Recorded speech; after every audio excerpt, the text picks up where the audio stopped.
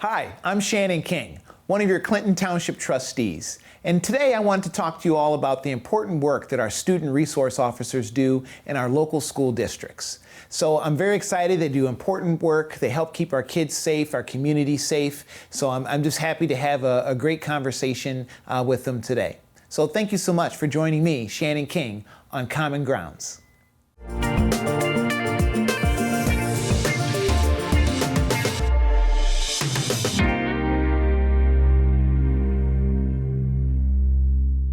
All right.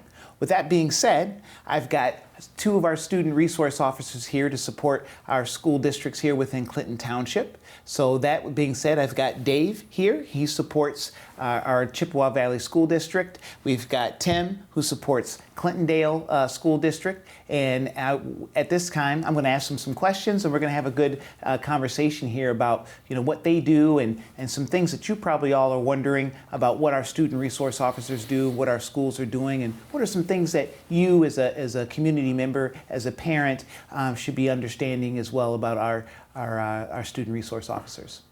All right. Thanks, gentlemen, for coming today. I know that you've got a lot of different things that you could be doing, so spending time with me to be able to talk to our communities, I really appreciate it, so thank you. Absolutely. Thank you. Thank you. All right. So the first question I'm going to ask you guys are, what do most people not realize about your role as a student resource officer? How involved we are in the schools. It's not just us showing up to a school and looking for a kid to get in trouble because they see us as a police officer. We wear many types of hats. One minute we can have a paternal role, talking to a kid about some issues going on at home. We can go to a mentor for some issues they're having with a friend or a sports, and then take that into almost a counselor role. And then we don't only go to the school during school hours. We're attending a lot of school events, the board meetings. We show up basketball games, football games, a lot of extracurricular things outside of school hours.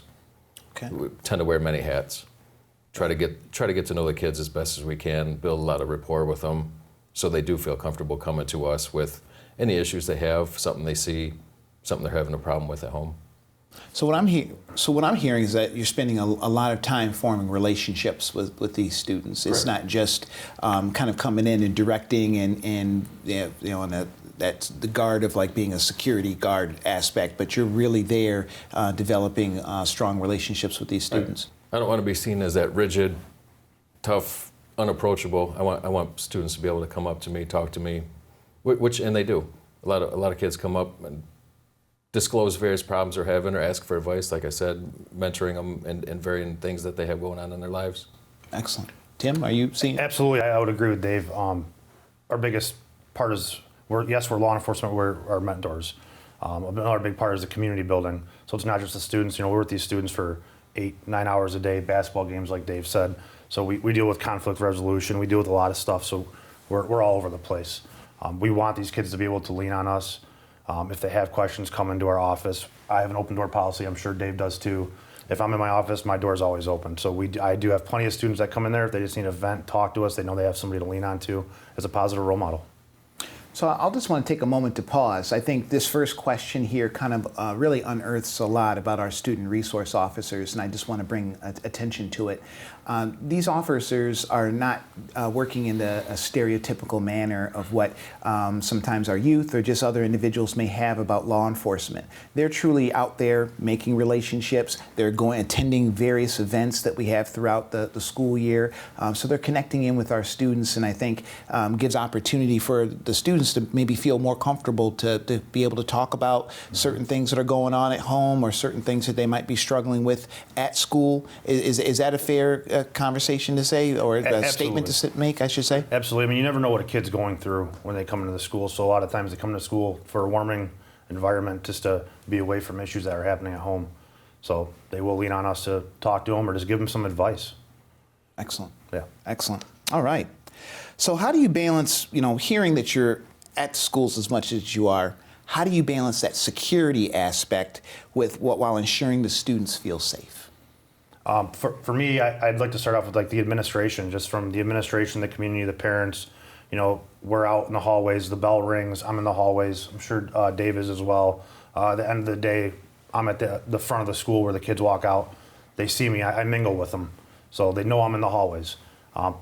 I always say police car visibility. We always take marked squad cars. Our squad cars for all three of our SROs that we have are, they say school resource officer on the side. So people, the community knows that I have people that walk in from Little Mac, where Clintondale High School is, and hey, I noticed your police car out there. I noticed a house over there. So the community also sees it. So it's just ensuring that the students know we're there. And then back to basketball games, football games, stuff like that, we're always there as well as our SROs. So we really do a lot of rapport building with these students. And then also the parents, to have that trust in us. Their child is with us 8 hours a day. So when they drop their child off at our school, they want to know, hey, my child's going to be safe. Excellent. Excellent. So, and Dave, you echo these words as well? I do, yeah. It's a balance of the physical safety of the building. In my school, there's 2,000 kids that we're managing coming and going all day long. And it's also, like I said, it piggybacks off that rapport building where the students can come up to me if they see something, if they know something. We have a good communication with the school district, with the admin, the board office, that we all have a good partnership and we can provide the safety and security that we're here for. Excellent. And I'd like to add one more thing, if you don't mind. With that rapport building, when those students do come to you, by building that positive relationship with them, you do find out things ahead of time. So if we know there's going to be a large issue or a fight, we can try to resolve this issue before it even happens by just one person saying something. So those positive relationships really help us, administration, everybody overall. That really kind of helps lean into some of the things that we're dealing with in society, right? And some of the first things that parents talk about. I have some school board experience myself with the Chippewa Valley School District, and one of the things that came up, this omnipresent, was bullying. And what are we trying to do as a community, as a school district, to help keep our kids safe and not fall prey to some of the bullying things that can go on. And it's good to hear that you guys are echoing. It's a trend, right, where you guys are really kind of talking about trust, rapport, establishing relationship with the students, and then really the families as well, like you said, yes. right? And so being able to really create a community and a group of individuals who know you're there and care, I think really helps, like you said, maybe get out in front of some of those things, whether it be bullying or, hey, there's going to be a fight at 3 o'clock at the flagpole. I say that in jest, but in all seriousness, you can get out in front of those type of circumstances and make sure that we're doing our best to help keep the kids safe and try to really keep those situations from escalating. So yes, that's fantastic. Absolutely. Can you, right now, one of the things that we'll talk about, because I want to hit on things that will be important to parents in the community, drugs. It's a struggling thing that we deal with in society as a whole. Obviously, we want to do what we can here in our local schools to keep our kids safe, and the presence of drugs and what they can do, to a family, what they can do to a child is just we all know and have been touched in one way or another of what can happen from that perspective. Can you tell me a little bit about how your presence and some of the things that you've been able to encounter has been able to, help do some drug prevention and help keep some of these things out of our schools? So for Clintondale, one of our trends right now is it's marijuana and your marijuana vape pens along with tobacco or the Breeze vape pens or whatever these students are getting on their hands on nowadays. So with that being said, we don't have like a pill issue and stuff like that. It might differ from Chippewa versus Clintondale. But for our end, we have Family Against Narcotics. Some kids are over 18, just getting ready to graduate. So I believe as an adult, we have, which the police department has too, is a Hope Not Handcuffs. We've got counselors that can help them. We are just implementing something in Clintondale right now, which is called CARE of Southeastern Michigan. It's a nonprofit.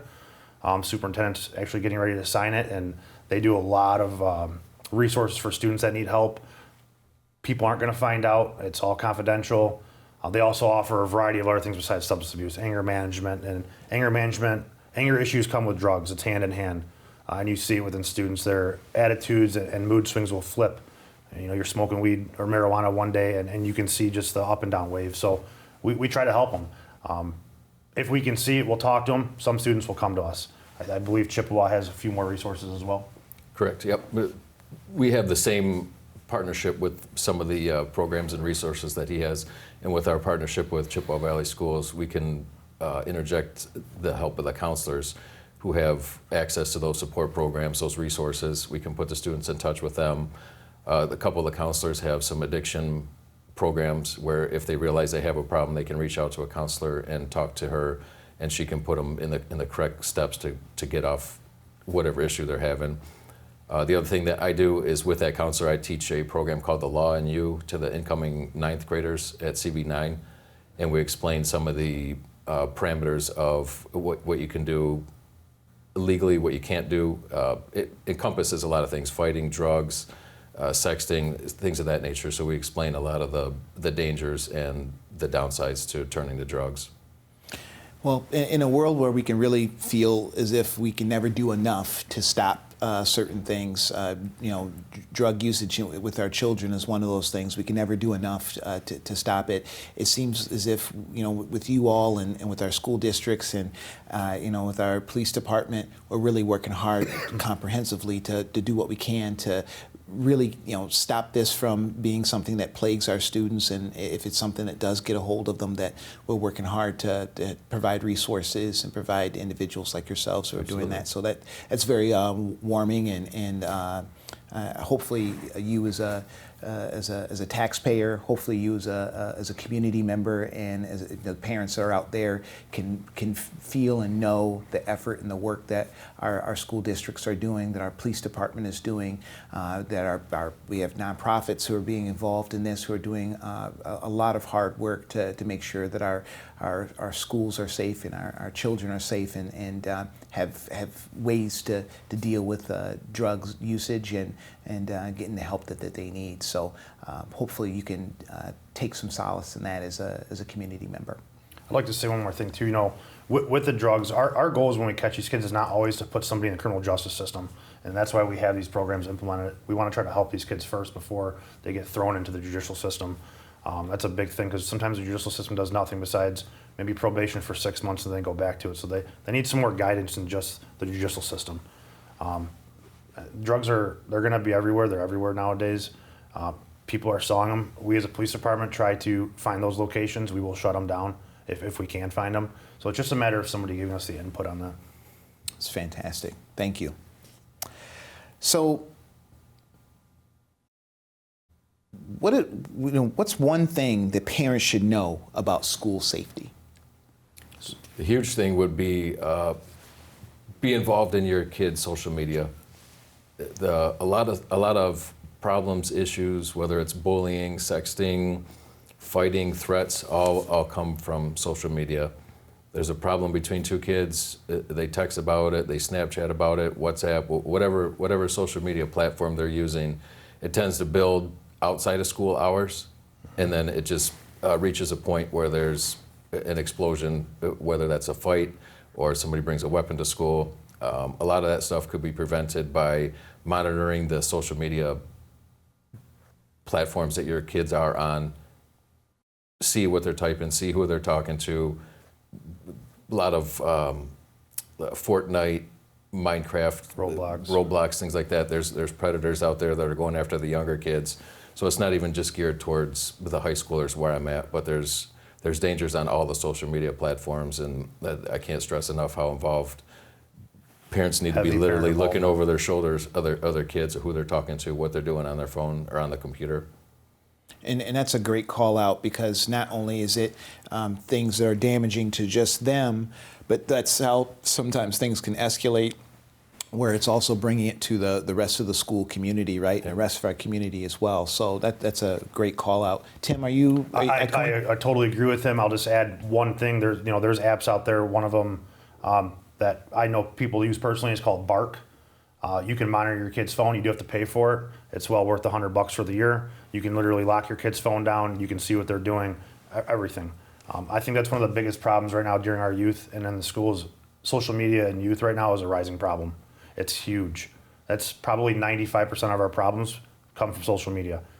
A lot of our fights don't even stem from two people actually fighting. It's from said person saying something to another person, then they end up fighting this person. From the root of our problems, when we talk to them, social media. Wow. So, and that's where you have the bullying, like he said, everything of that. It's just heavy parent involvement. You need to monitor your kid's phone. For our audience at home, can you say what that name of that? It's an app called Bark. Bark. It's a little symbol with a dog in it. and it's about $100 for the year. It's a great application to monitor your kid's phone. I mean, they have Google security stuff as well and Apple security, but this is a great app. Your kid can't delete it off their phone. You download it on your phone. Your kid can't see anything you're doing on your phone, but you can monitor his Wi-Fi, his or her Wi-Fi. You can cut their Wi-Fi off. If they search something online, it'll go to your phone to approve it, and from there you can say yes or no to it. That's what's great about conversations like this, is that we can talk to our SROs and they can keep us up to date on some of the different things that we can do as parents, as community members, to help keep our children safe. So I'm glad that you were able to call out that software system, and I'm glad you're able to really speak to what's the root, because everywhere everyone wants to understand, what can we do about bullying, what can we do about the violence, what can we do about mental health and mental illness, what can we do about drug usage, and a lot of this stems from us as a community, us as parents really working as well to help monitor that social media, because that's not to say that's that's the Trojan horse of everything, but so many things can come from it. Great things come from it, but also there's negative aspects that come to it as well. And if we can do what we can as a community, as parents, as our school administrators, everyone to work on that, that could really help our children in so many different ways, and so that's very, very important. Yes. To touch on the mental health issue of that, the biggest, the most memorable story, I attended some training, and the instructor was talking about the dangers of social media and watching what your kids are doing. He told a story of a father that had a 12 or 13-year-old girl.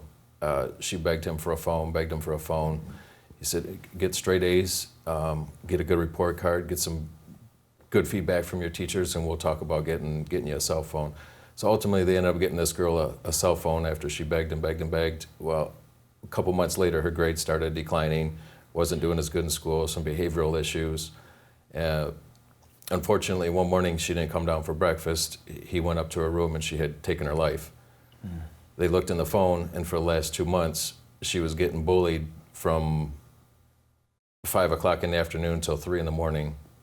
And parents had no idea what she was communicating online, no idea what she was going through, and ultimately, like I said, she ended up taking her life. So I can't stress enough how active you have to be in the kids, what they're doing on their phones. And that's why we're here. So if parents see something, they could reach out to us. They could reach out to administration will get a hold of us, or the Board of Education. Somehow it's going to get back to us. We have people know we're in there. We have direct lines at the school. They can walk right in. We're there. Thank you. I can't thank you guys enough for the work that you do within our community, the work that you do with our school districts and helping keeping our children safe. Thank you so much. Those at home, those who may be watching, please continue to support our law enforcement. Please continue to support our student resource officers and our school administrators who are working hard to try to provide funds and work to do what we can to make sure that we have just fantastic individuals like this interacting with our students to help keep them safe. We all want to keep those headlines that we see in other communities that we've seen over the course of time, some of those atrocities, the story that was just shared here by Dave. We don't want to have those things come to us here in Clinton Township. And the more that we can support resources like our student resource officers, the more that we can support our school districts, the more that we can look into positive aspects that we could actively be working, reviewing our children's social media, supporting some of these different things of education and review of software systems that can look over our children's shoulder and help keep us informed. The more we can do these active things, the more that we can build a community where we all thrive. We all feel safe, and we're all able to interact and love each other and be able to move on to the next steps of our lives. So with that being said, thank you for helping make Clinton Township thrive. Thank you. And this at home, just continue to support individuals like these and our student resource officers in general, but our law enforcement and our school administrators, because they're all working hard to be able to make sure that our kids are able to grow and be the best they can be. That being said, thank you for the first Common Grounds conversation here, Coffee Talk with Shannon King, your Clinton Township trustee, and just appreciate everyone's time today. Thank you. Thank you.